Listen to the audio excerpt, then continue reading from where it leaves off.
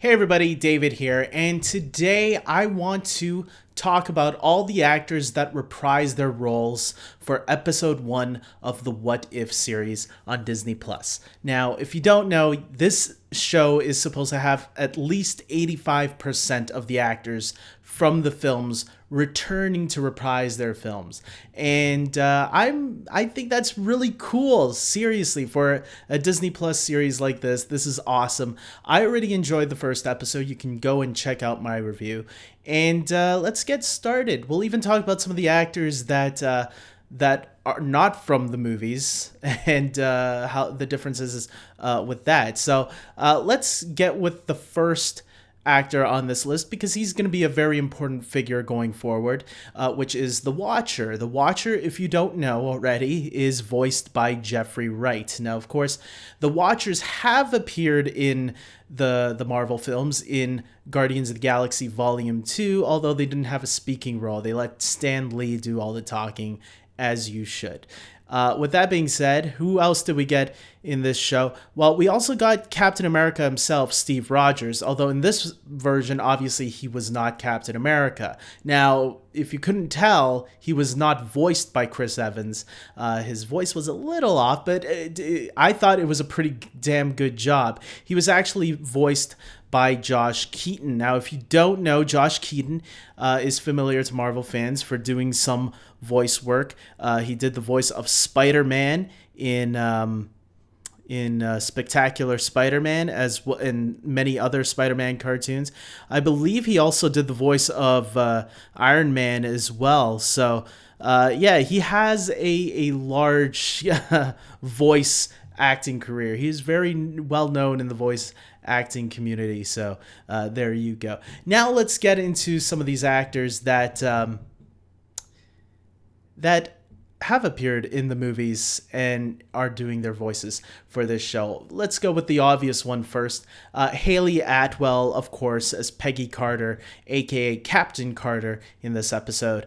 She is reprising her role from the obviously the Captain America movie. She was always sprinkled throughout the MCU in certain films here and there. I think she appeared in the first Ant-Man movie along with John Slattery as the older Howard Stark. She even got her own series. Out of all the love interests out there, Agent Carter was the only one that actually got a series focused on her, which lasted 2 seasons, and a show that many people will say was probably even better than Agents of S.H.I.E.L.D. That's pretty cool. Although I say if you do watch it, just watch the first season because the second season ends with a cliffhanger. And whenever there's no resolution, and that we know we'll never get one, I would just recommend the first season as it stands on its own, and it's pretty great. And I think the MCU won't delete it from its continuity, even if they want to ignore it, because it's so far in the past that it doesn't matter anyways. But it's a show that I would recommend. But yes, it's always great to have Hayley Atwell come back and play Peggy Carter, so that's pretty cool. Next up, we have Dr. Abraham Erskine. He was in the episode, of course, and yes, Stanley Tucci returned to reprise his role. Even though he didn't have a big role in the episode, he still returned, and Stanley Tucci is awesome, so it's always great when he's part of a project, and it's nice to know that he actually just came back, even was for a couple of lines, so that's pretty cool. Next up, we also have Howard Stark, and yes, we didn't get John Slattery, who played the older Stark in most of the MCU. We did get Dominic Cooper back, who played the role back in 2011's Captain America: The First Avenger, as well as reuniting with Hayley Atwell in the Agent Carter TV series. He did reprise his role in a couple of episodes for that show as well, so that's pretty cool. Another actor returning was Neil McDonough, who played Dum Dum Dugan in the original film. He also came back for one or two episodes of Agent Carter, as well as flashbacks in Agents of S.H.I.E.L.D., along with Hayley Atwell as well. So Neil McDonough, obviously known to the Arrowverse fans. He was Damien Dark on Arrow and Legends of Tomorrow, so that's pretty cool, knowing that he went from Marvel to DC and then back to Marvel. So moving on, we also have Arnim Zola. Arnim Zola returned Toby Jones returned to voice him in the episode. Similar to Stanley Tucci, they both had like a few lines of dialogue here and there, but it's pretty cool knowing that he returned. He also had a moment in Captain America: The Winter Soldier where he did a voice role, I guess, as well there, because he was the computer program. Because Zola had sent his consciousness into a computer where his brain lived on, if you will. Actually, he did have an on-screen appearance in that movie too, in flashbacks though. So, but they were so brief, I forget that he filmed that. I think of him more as the computer scene, the scene where he's a computer. That's the scene I think of most. There were a couple of other characters that returned that were interesting. Colonel John Flynn was in this episode, and if you don't remember him, he was played by Bradley Whitford, who did return to reprise his role. He was in the short film Agent Carter, the Marvel one-shot film, which is on Disney Plus. I did find it under, I think it was Thor: The Dark World. If you go to Thor: The Dark World and look under the extras, Agent Carter is right there, so that's pretty awesome. Another actor who returned that I forgot to mention, Bucky Barnes. Although he's not the Winter Soldier yet, Bucky Barnes, once again played by Sebastian Stan. It's great knowing Sebastian Stan returned. Because, I mean, come on, we just saw Falcon and the Winter Soldier not too long ago. He was in there. You can easily ask him, hey, Sebastian, you want to come and do this, your voice for your character again? And he's like, yeah, sure. Is it new dialogue? Yeah, okay. Do it. So that's pretty cool that Sebastian Stan came back. Another interesting character that returned was the Red Skull. Of course, played in live action by Hugo Weaving in Captain America: The First Avenger, but not in this episode. He was not voiced by Hugo Weaving. He was actually voiced by Ross Marquand. Now, Ross Marquand, some of you might be wondering, who the hell was that?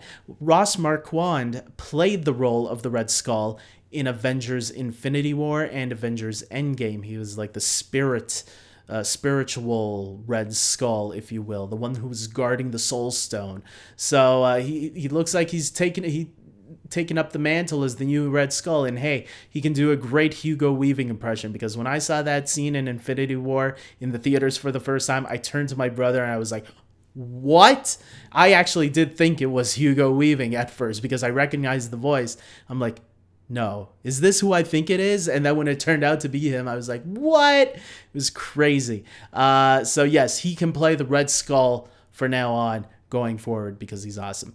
Two other characters who returned in this episode were Nick Fury and Clint Barton. They returned both together at the end of the episode, meeting Peggy Carter when she comes through the portal. And yes, they were both voiced by Samuel Jackson and Jeremy Renner, respectfully. So that's pretty awesome knowing that. So guys, that's it. Those are all the actors that returned for episode 1 of the What If series on Disney Plus. What did you think? Are there any surprises? One interesting character that did have a speaking role in the episode, but was not, or at least I couldn't find who did the voice for him, and I can't see his character in the credits, was the gatekeeper. He's not a gatekeeper. He was the guy who was like guarding the Tesseract when the Red Skull went to go get it. If you remember in the movie, he was played by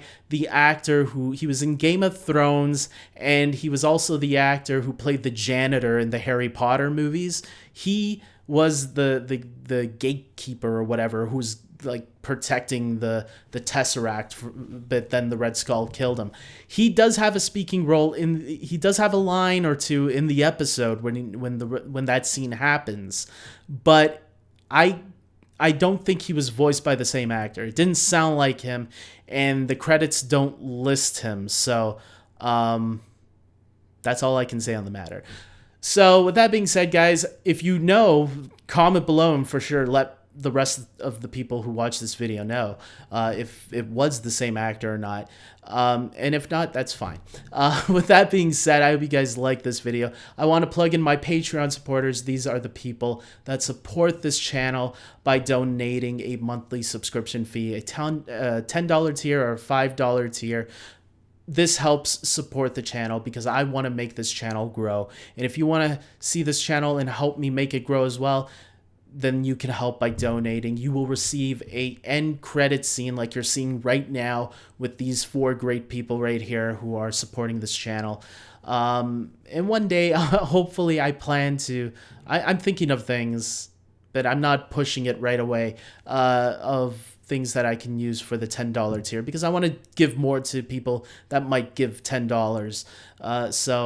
But right now, this is the best I can offer an end credit, and I feel $5 is the best. If you can give $5, that would be very much appreciated, guys. I want to grow this channel. I want to focus more on this channel if I can, but I can only do that if I gain support. So please support me if you can. Other ways to support me without giving money is just watching these videos and liking these videos. That also helps a lot too. So I would really appreciate if you can like that like button. And if you haven't already, subscribe to this channel. And please share a link to this video as well. Maybe other people want to know some of this trivia about what actors return, because not everybody pays attention to IMDb and stuff like that, where you can easily just look it up. Maybe you just want somebody to tell you, because it's more fun listening to people talk than actually reading, right?